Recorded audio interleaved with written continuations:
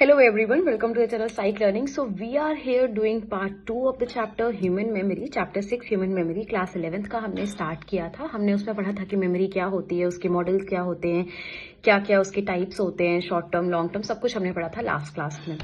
और इससे पहले हम 11th के सारे चैप्टर कंप्लीट कर चुके हैं। इसके अलावा क्लास 12th के भी हम सारे चैप्टर्स डिटेल में कर चुके हैं। तो अगर आपको वो रीड करने हैं, वो स्टडी करने हैं, तो आप वो हमारे चैनल पर जाके देख सकते हैं। And if you are new to the channel तो आप चैनल को लाइक करिए, सब्सक्राइब करिए, नोटिफिकेशंस ऑन करिए। इसके अलावा उनसे शेयर करिए जिनको इसकी जरूरत है। आप इसके बाद ये देख सकते हैं कि हमने जो मेथड्स ऑफ मेमोरी मेजरमेंट करना है कि भाई मेमोरी को मेजर करने के तरीके क्या होते हैं, कैसे मैं मेजर करूं कि मुझे याद हुआ है कोई चीज या नहीं हुआ है। उससे पहले हम पार्ट 1 कर चुके हैं जिसमें हम मेमोरी के टाइप्स, मेमोरी के मॉडल्स, वो सब कर चुके हैं। तो ये एडवाइजेबल रहेगा कि आप पहले पार्ट 1 कर लें, उसके बाद इसे करें, सो दैट आपका एक कॉन्टिन्यूशन में अंडरस्टैंडिंग हो जाए और आपको अच्छे से समझ में आ जाए। Right, now without wasting any further time हम स्टार्ट करेंगे कि मेथड्स ऑफ मेमोरी मेजरमेंट क्या होता है, क्या क्या तरीके होते हैं जिससे हम मेजर कर सकते हैं कि आपको कोई चीज याद है या नहीं है। तो सबसे पहला तरीका है फ्री रिकॉल या रिकॉग्निशन का। फ्री रिकॉल तो देखो आपको नाम से पता चल रहा है कि आपको मैं बोलूँ ये लो 50 वर्ड या 50 चीजें, कुछ भी चीज मैंने बोला याद करो और मुझे जैसे मर्जी वैसे सुनाओ, फ्रीली रिकॉल करो। मुझे कुछ ऐसा नहीं है कि आपको इस सीरीज में दिखाना है या उस सीरीज में करना है, आप फ्रीली जैसे बताना चाहते हो वैसे आप बताओ। रिकॉग्निशन में क्या होता है, जो भी एग्जाम होते हैं आपके एमसीक्यू, आपको लगता है ना वहां पे क्या इंटरेस्टिंग चीज है, बताओ। वहां पर आंसर आपके सामने होता है, the answer is just in front of you. आपके सामने आंसर होता है, आपको बस पहचानना होता है, रिकॉग्नाइज करना होता है, जिससे हम पहचान पाते हैं कि हाँ आपने कितना याद किया है और कितना याद नहीं किया है। Very good. Then you have sentence verification task. Sentence verification task क्या होता है कि जिसमें हम सेंटेंस को वेरीफाई करते हैं। फॉर एग्जाम्पल मैंने आपको कुछ पढ़ाया, लर्न कराया, एंड देन मैंने आपको स्टेटमेंट दिए कि बताओ ये ट्रू है या फॉल्स है, सही है या गलत है। तो अगर आप ऐसा बताओगे तो मैं समझूंगी ना कि हाँ सेंटेंस आपने वेरीफाई किया या नहीं किया है, then I will understand that whether you have learned it और नॉट। इसके अलावा जो लास्ट मेथड है वो और ज्यादा कॉम्प्लिकेटेड और इंटरेस्टिंग है। क्यों? क्योंकि उसमें आपको जानबूझकर नहीं लर्न कराते, आप बस प्राइमिंग करते हो। प्राइमिंग क्या होता है, अनकॉन्शियसली आप लर्न कराते हो। फॉर एग्जाम्पल आपने कहीं ऐसी इमेज से दिखा दी, कोई वर्ड्स आपने ऐसे शो कर दिए, उसके बाद आपने क्या किया, जैसे आपने कोई भी वर्ड शो करे और उसके बाद आपने उसके कुछ कुछ पार्ट्स दिखा दिए और बोला वर्ड्स पूरा करो। आप क्या करोगे, वही वर्ड्स बोलोगे जो आपने याद किए, लेकिन आपको भी नहीं पता कि वो आपने याद किए। क्यों? क्योंकि आपको याद करा ही नहीं गया, आपने रैंडमली देखा, बोलोगे नहीं मेरे को तो ऐसे दिमाग में आ गया। So that is your priming. मतलब आपने सिर्फ अनकॉन्शियसली उनके माइंड में वो चीज डाली है ताकि वो उसका आंसर दे पा रहे हैं। ठीक है, उसके बाद we have nature and causes of forgetting. Forgetting का नेचर क्या है और कॉज क्या है। देखो ऑब्वियसली अब फॉरगेटिंग तो जरूरी है ना, आप कितना याद रखोगे, ऐसे सब कुछ अगर याद रहोगे तो जीना तो मुश्किल हो जाएगा, कुछ चीजें हमें लाइफ में भूलनी में पड़ती है। So we have nature and cause of forgetting कि फॉरगेटिंग हमें क्यों होती है, पढ़ाई में हो या जिंदगी में हो, हम कुछ ना कुछ भूलते रहते हैं। आपको ये याद रखना है कि हर्मन एबिंगहाउस जो थे वो सबसे पहले पर्सन थे जिन्होंने ह्यूमन मेमोरी को बहुत ज्यादा एक सिस्टमैटिक स्टडी दिया। उन्होंने सीवीसी ट्राइग्राम्स निकाले, ठीक है, जिसमें कि हम होते हैं आपके non verbal non sense syllables होते हैं जिनका कोई मीनिंग नहीं होता। इस तरह के उन्होंने ट्राइग्राम्स निकाले और खुद लर्न किया। और जब उन्होंने लर्न किया तो उन्होंने देखा कि पहले 1 घंटे में मैक्सिमम फॉरगेटिंग जितनी होनी थी हो गई, उसके बाद 8 घंटे में, और उसके बाद से जो चीज आपको याद थी ना वो स्टीडी रही, मतलब वो और ज्यादा आप नहीं भूले। तो उससे आप क्या समझते हो कि सबसे ज्यादा जो भूलना होता है वो पहले 9 घंटे में हो जाता है, उसके बाद आप नहीं भूलते, उसमें भी पर्टिकुलरली पहले 1 घंटे में। अब आप सोचो कि क्यों मैं बोलती हूँ रिवीजन करो, क्यों आपको हर टीचर बोलेंगे रिवीजन करो, क्यों? क्योंकि भाई रिवीजन होगा तो वो चीज याद रह जाएगी, भूलेगी नहीं। क्योंकि पहले 1 घंटे में या मैक्सिमम पहले 9 घंटे में सब कुछ आप भूल सकते हो जो आप याद करो, उसके बाद आप नहीं भूलते हो। तो अगर आपने उसी दौरान एक बार और रिवाइज कर लिया तो आपका स्पैन बढ़ जाएगा और आपको वो लंबे समय तक याद रहेगा। क्लियर है? Okay, then we have forgetting due to trace decay. Trace decay की वजह से फॉरगेटिंग कैसे होती है, अब हमें ये देखना है क्योंकि हमें टाइप्स देखने। अब आपको ध्यान से याद रखना है, ये क्वेश्चन लॉन्ग क्वेश्चन में भी आता है। ऑब्वियसली शॉर्ट में तो आएगा ये 1 1 मार्कर, हाफ ऑफ मार्कर जैसा भी है, बट ये लॉन्ग क्वेश्चन में भी आता है इस तरीके से कि कौन कौन से तरीके हैं जिस वजह से फॉरगेटिंग होती है। तो सबसे पहला है due to trace decay. Trace decay बोलता है डिसयूज थ्योरी कि अगर आपने कोई चीज याद करी, आपने उसका इस्तेमाल नहीं किया तो आप उसे भूल जाओगे, मतलब डीके हो जाएगा ना, पड़ा पड़ा खराब हो जाएगा। फॉर एग्जाम्पल आपने ये चैप्टर लर्न किया, याद किया, एंड देन उसके बाद आप नहीं छोड़, आपने यूज नहीं किया, आप सो गए। तो आप भूल जाओगे। पहला ऐसे माना जाता था, ठीक भी है कहीं ना कहीं, आप उसको इस हिसाब से देखोगे एनग्राम्स के कि बॉडी में कुछ आपने याद किया, सॉरी ब्रेन में आपने याद किया, कुछ कनेक्शंस बनी, लेकिन अब आप जो है यूज नहीं कर रहे हो तो वो भूल गया, खत्म हो गया। लेकिन बाद में लोगों ने देखा कि भाई जो पढ़ाई करने के बाद सो जाते हैं उनको तो ज्यादा लंबे समय तक याद रहती है चीजें। ऐसा क्यों होता है अब?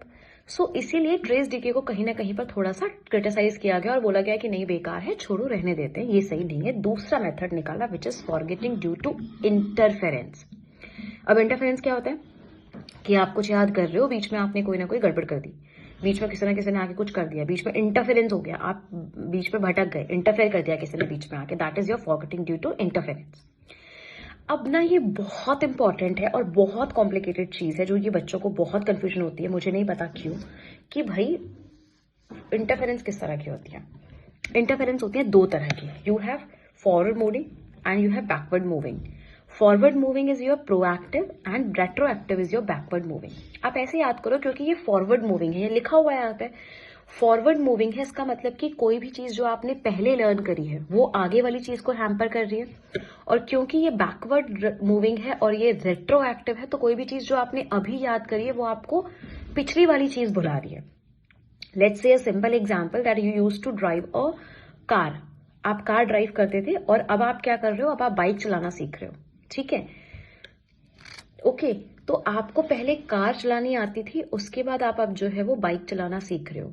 फॉरवर्ड मूविंग में क्या होगा, क्योंकि आपको कार चलानी आती है ना, आप बाइक लर्न नहीं कर पाओगे क्योंकि आप बार बार बाइक में वही करोगे जो आप कार में करते थे, यानी पहली वाली चीज आपके नई वाली चीज को हैम्पर कर रही है। ये प्रोएक्टिव हो गया, I hope you understand. And retroactive में क्या होगा, उल्टा होगा। अब आप बाइक चलाने लगे, आपको मतलब 6 महीने हो गए सपोज आप बाइक चलाने लग गए हो, लेकिन अब क्या हुआ है कि अब अगर आपको कोई कार दे रहा है तो आपको वो लर्न नहीं हो पा रही है क्योंकि आपने जो अभी बाइक सीख रही है या सीख रहे हो उस वजह से आपका जो पिछला वाला है जो कि कार है वो आप नहीं चला पा रहे हो। ये बैकवर्ड मूविंग है, यानी आगे वाली चीज पिछले वाली चीज को प्रॉब्लमैटिक कर रही है। यहाँ पर थोड़ा सा कॉम्प्लिकेटेड ऐसा एग्जाम्पल लिखा हुआ है कि आपने ए लर्न किया, फिर बी लर्न किया, फिर ए रिकॉल किया, फिर ए लर्न किया, फिर रेस्ट किया, फिर ए रिकॉल किया। प्रोएक्टिव में आपने पहले ए लर्न किया, फिर बी किया, फिर बी रिकॉल किया, एंड देन आपने रेस्ट किया, फिर बी लर्न किया, फिर बी रिकॉल किया। तो ये दोनों टेस्ट करने के तरीके, क्योंकि रेट्रोएक्टिव में पीछे की प्रॉब्लम है कि आगे वाली चीज पीछे को नुकसान दे रही है, जबकि प्रोएक्टिव में जो है वो आगे वाली पीछे वाली चीज आगे वाले को दे रही है। ये आपको ऐसे समझ में आ जाएगा, आई होप इससे समझ में आ गया। इसके बाद हम थोड़ा सा रेप्रेस्ड मेमोरी के बारे में पढ़ लेते हैं। तो आपको ये चीज समझना है, रेप्रेस्ड मेमोरी या जो रेप्रेशन होता है उसमें हम क्या करते हैं, हम मेमोरी को दबाते हैं।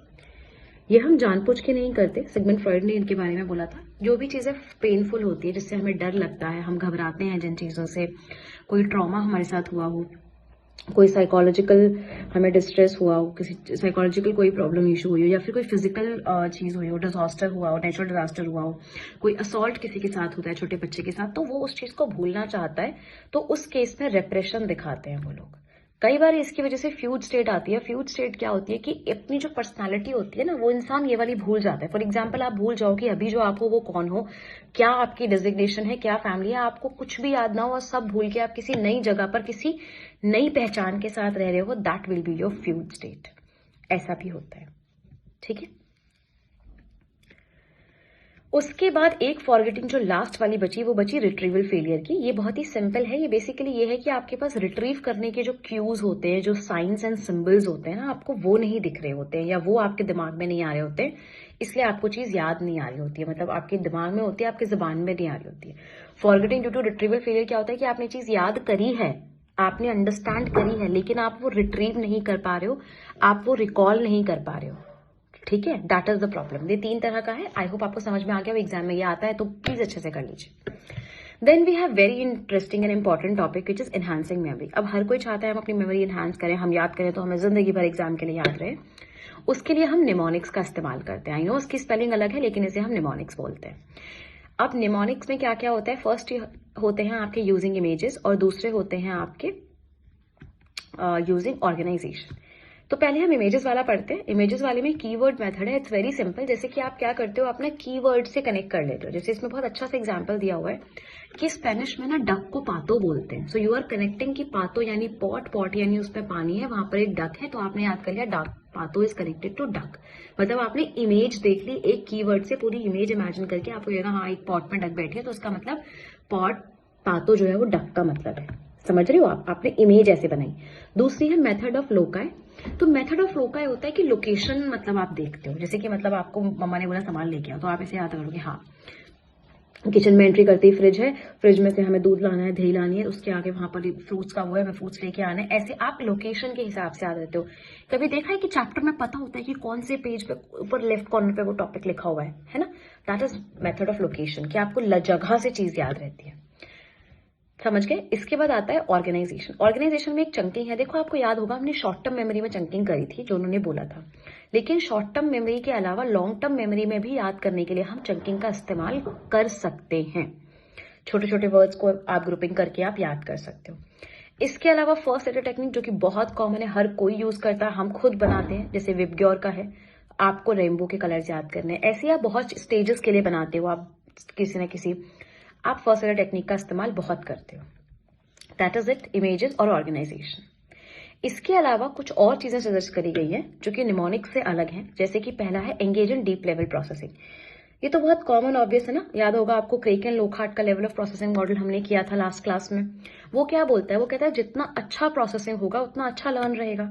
तो भाई अगर आप ऐसे रट्टा लगाओ के okay psychology is study of human science and human behaviour, क्या याद रहेगा?